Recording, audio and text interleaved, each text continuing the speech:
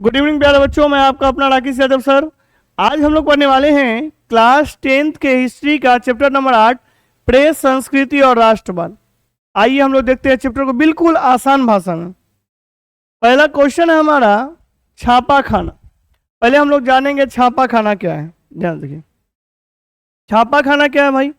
वह स्थान जहां मुद्रण यंत्र, मुद्रण मतलब होता है छापने वाला, यंत्र मतलब होता है मशीन, के उपयोग से छपाई का कार्य किया जाता है, छापा खाना कहलाता है। ठीक है, क्या सीखा हम लोगों ने?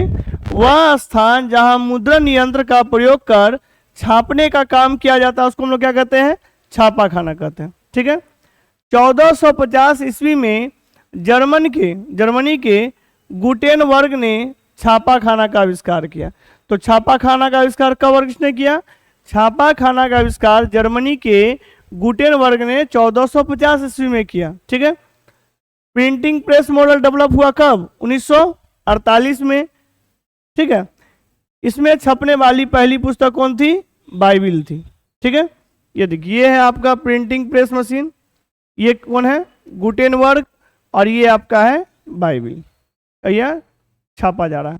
ठीक है, हम लोगों ने बिल्कुल आसान भाषा में सीखा छापा खाना क्या है। वह स्थान जहां मुद्रण का कार्य होता है, ठीक है, किसके उपयोग से?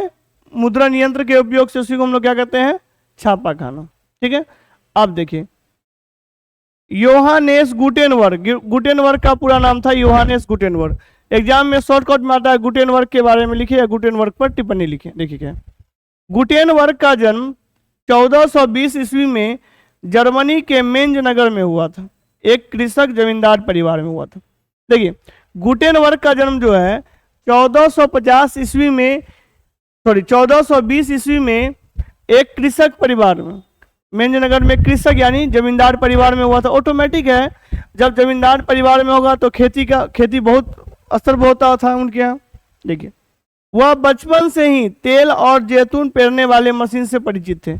वह बचपन से ही तेल से होता है ना, सरसों से तेल पेरा के तेल बनता है, तेल और जैतून पेरने वाले मशीन से परिचित थे। इस मशीन के माध्यम से ही उन्हें छापा खाना का विचार आया। ये जो तेल जो पेरने वाला मशीन था, इसी के मशीन से उनको क्या आया? छापा खाना का विचार आया। पहले इन्होंने ही हैंड प्रेस का प्रयोग मुद्रण कार्य में संपन्न करने के लिए किया। ठीक है, तो हम लोगों ने क्या क्या सीखा? छापा खाना क्या है? मुद्रण यंत्र के द्वारा जो छापने का काम होता है उसको हम लोग क्या कहते हैं? छापा खाना बोलते हैं। और छापा खाना के विषय गुटेनबर्ग क्या, गुटेनबर्ग के बारे में हम लोगों ने जाना। स्क्रीनशॉट लीजिए आप लोग। देखिए, मेरे द्वारा जो लिखाया गया कंटेंट है सबसे अलग है, इसीलिए जो ये बच्चे मेरे वीडियो को देख रहे हैं दोस्तों के बीच शेयर करें, क्योंकि उनको जो डीपली नॉलेज मिल सके। चलिए, अगला क्वेश्चन है बाइबिल। बाइबिल के बारे में जान लीजिए। बाइबिल ईसाई धर्म पंथ की आधारशिला है, मतलब ईसाई धर्म का जो है इंपॉर्टेंट चीज है, पार्ट है, तथा ईसाइयों का पवित्र धर्म ग्रंथ है। तथा ईसाइयों का क्या है? पवित्र धर्म ग्रंथ है। ठीक है, इसके दो भाग हैं। इसे कितने भाग हैं? दो भाग हैं, एक पूर्व विधान, एक नव विधान। ठीक है, गुटेनबर्ग छापा खाना में छपने वाली पहली पुस्तक बाइबिल थी। यानी गुटेनबर्ग के छापा खाना में छपने वाली पहली पुस्तक कौन थी? बाइबिल थी। और ये ईसाई धर्म के जो लोग हैं उनकी क्या है? पवित्र धर्म ग्रंथ है। शॉर्ट क्वेश्चन है, इसीलिए आपको छोटा लिखाया जा रहा है। जो क्वेश्चन लॉन्ग रहेगा उसमें बड़ा लिखा दिया जाएगा। ठीक है, चलिए आगे देखिए। ये इंपॉर्टेंट क्वेश्चन है, रेशम मार्ग। देखिए, रेशम मार्ग क्या है? रेशम मार्ग प्राचीन काल और मध्यकाल में ऐतिहासिक, व्यापारिक, सांस्कृतिक मार्गों का एक समूह था। क्या था? रेशम मार्ग क्या था? प्राचीन और मध्यकाल में ऐतिहासिक, व्यापारिक, सांस्कृतिक मार्गों का एक क्या था? समूह था, जिसके माध्यम से एशिया, यूरोप और अफ्रीका जुड़े हुए थे। जिसके माध्यम से एशिया, यूरोप और अफ्रीका क्या थे? जुड़े हुए थे। यह मार्ग चीन से शुरू होकर पश्चिमी एशिया के रास्ते यूरोप तक जाती थी। यह मार्ग जो है चीन से शुरू होकर पश्चिमी एशिया के माध्यम से कहा जाती थी? यूरोप तक जाती थी। रेशम व्यापार में इस मार्ग का महत्व बहुत था, इसलिए इसका नाम क्या रखा? रेशम मार्ग। मतलब रेशम का जो व्यापार होता है इस मार्ग में अधिक होता है। देखिए आप फिक्स देख सकते हैं यहाँ देखिए इस मार्ग द्वारा, ये जो आपका रेड कलर में दिया गया है, ठीक है, स्क्रीनशॉट ले लीजिए आप लोग। चलिए अगला क्वेश्चन हम लोग देखते हैं मराठा।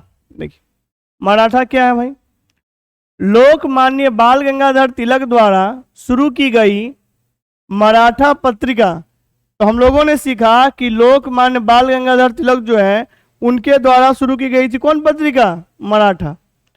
राष्ट्रवाद से प्रेरित, राष्ट्रवाद मतलब होता है अपने देश के प्रति लगाव प्यार की जो भावना होती है उसी को हम लोग क्या कहते हैं, राष्ट्रवाद कहते हैं। इसके द्वारा, ये जो पत्रिका थी इसके द्वारा युवाओं में राष्ट्रवादी भावनाओं का प्रसार किया जाता था। युवाओं जो है, यंग जनरेशन जो थे तभी, उनमें इस पत्रिका के द्वारा राष्ट्रवाद की भावना का प्रचार किया जाता था, यानी अपने देश के प्रति युवाओं में जो प्रेम था उसको क्या किया जाता था और बढ़ाया जाता था। यह अंग्रेजी भाषा में छपती थी। यह किस भाषा में छपती थी, अंग्रेजी। ये है आपका मराठा और ये है लोकमान्य बाल गंगाधर तिलक, ठीक है। अगला है यंग इंडिया, ये भी बहुत इंपॉर्टेंट है। यंग इंडिया एक साप्ताहिक पत्रिका थी। यंग इंडिया क्या थी, एक साप्ताहिक मैगजीन थी, पत्रिका थी, जिसका संपादन महात्मा गांधी के द्वारा 1919 ईस्वी में किया गया। इस पत्रिका का संपादन महात्मा गांधी के द्वारा 1919 ईस्वी में किया गया। इस पत्रिका के माध्यम से गांधी जी ने अपने विचार तथा राष्ट्रवादी आंदोलन का प्रचार प्रसार किया। ये जो पत्रिका थी इसके माध्यम से गांधी जी ने अपने विचार तथा राष्ट्रवादी आंदोलन का प्रचार प्रसार किया। इस पत्रिका का प्रकाशन क्या चीज में होता था, अंग्रेजी में होता था, ठीक है। इस प्रकार हम लोगों ने सीखा मराठा क्या है और यंग इंडिया, ठीक है। चलिए आगे देखते हैं। सभी क्वेश्चन का आंसर बिल्कुल हटके है, सबसे हटके और सबसे आसान। वर्नाक्यूलर प्रेस एक्ट क्या है, देखिए भारत सरकार का जो, भारत के लोगों का जो क्रांतिकारी गतिविधि देखकर अंग्रेज क्या हो गया, भयभीत हो गया, और उन्होंने क्या किया कि प्रेस जो हिंदी में अखबार वगैरह छपता था उस पर रोक लगा दिया। रोक लगा दिया इसलिए कि अगर लोग में रोक लगा देंगे तो अगर इंग्लिश में हिंदी में छपेगा तो लोग पढ़ लेगा, राष्ट्रवादी भावना और जाग जाएगा, इसी को रोक लगाने के लिए ऐसा किया। चलिए समझते हैं। वर्नाक्यूलर प्रेस एक्ट 1878, इसको कहा जाता है मुंह बंद करने वाला अधिनियम। देखिए अंग्रेज सरकार द्वारा भारत में सन 1878 ईस्वी में देसी प्रेस अधिनियम वर्नाक्यूलर प्रेस एक्ट पारित किया गया, ठीक है। काहे किया गया, ताकि भारतीय भाषाओं के पत्र पत्रिकाओं पर कड़ा नियंत्रण रखा जा सके।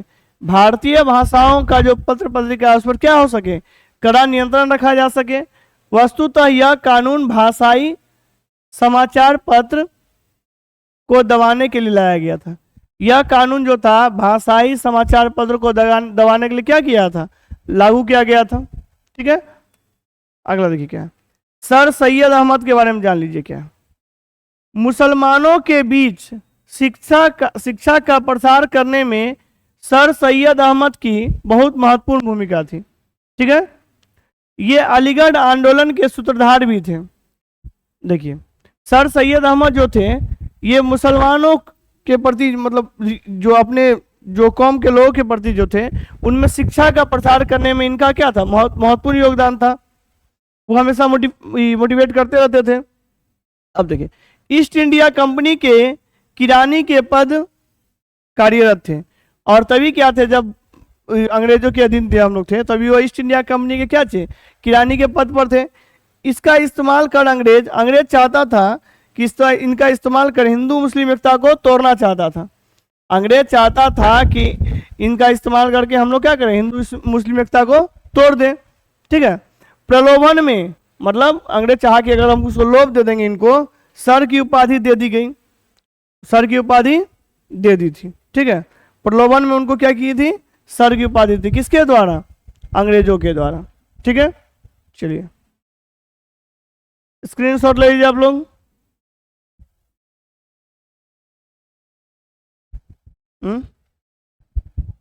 ठीक है, थोड़ा प्रोटेस्टवाद क्या है, देखिए क्या, ईसाई धर्म के पोप और पादरी में आई बुराई को समाप्त करने के लिए ईसाई धर्म का जो लोग पोप लोग थे, पादरी लोग थे, उसमें क्या हो गया, बुराई आ गया था। उसके लिए मार्टिन लूथर के नेतृत्व में एक अभियान चलाया गया। किसके नेतृत्व में? इनके द्वारा। मार्टिन लूथर के नेतृत्व में क्या किया गया? एक अभियान चलाया गया जिसके तहत ईसाई धर्म 2 भागों में बांटा गया। इसके तहत क्या हुआ, जो ईसाई धर्म था उसको कितने भागों में बांटा गया? 2 भागों में बांटा गया। मूल भाग का कैथोलिक और नया वाला भाग का प्रोटेस्टेंट कहलाया। 2 भाग जो बना, पहला मूल भाग क्या था? कैथोलिक, और दूसरा वाला भाग क्या था? प्रोटेस्टेंट। ठीक है, आगे दो। मार्टिन लूथर के बारे में जान लीजिए। यह जर्मन का एक समाज सुधारक थे। मार्टिन लूथर क्या थे? जर्मन के एक समाज सुधारक थे। ईसाई धर्म में आई गिरावट को दूर करने के लिए इन्होंने कई महत्वपूर्ण अभियान चलाए। ईसाई धर्म में आई बुराई को दूर करने के लिए उन्होंने क्या किया? कई महत्वपूर्ण अभियान चलाया। लास्ट क्वेश्चन देख लीजिए। ब्लॉक प्रिंटिंग क्या है? आप देखते होंगे जब मेला वगैरह में जानते थे होंगे गांव वगैरह में, तो लकड़ी का एक मोहर हुआ करता था, उससे क्या होता था, मतलब जो था डिजाइन वगैरह मेहंदी का छपाया था, उसी टाइप का था ये। देख क्या था, ब्लॉक प्रिंटिंग से सर्वप्रथम छपाई चीन में 514 ईस्वी में शुरू हुआ। स्याही में लगे काठ, देखिए स्याही लगाया जाता था काठ में, लगे काठ के ब्लॉक या तख्ती पर कागज को रखकर छपाई करने की विधि को क्या कहा जाता था? ब्लॉक प्रिंटिंग कहा जाता था। ठीक है, इस प्रकार हम लोगों ने इस चैप्टर के जो इंपॉर्टेंट क्वेश्चन है उसको पढ़ लिया है। नेक्स्ट वीडियो में आगे के टॉपिक को देखेंगे। जो भी बच्चे मेरे वीडियो को देख रहे हैं, मेरे चैनल को लाइक करें, सब्सक्राइब करें, दोस्तों को भी शेयर करें। जय हिंद, जय भारत।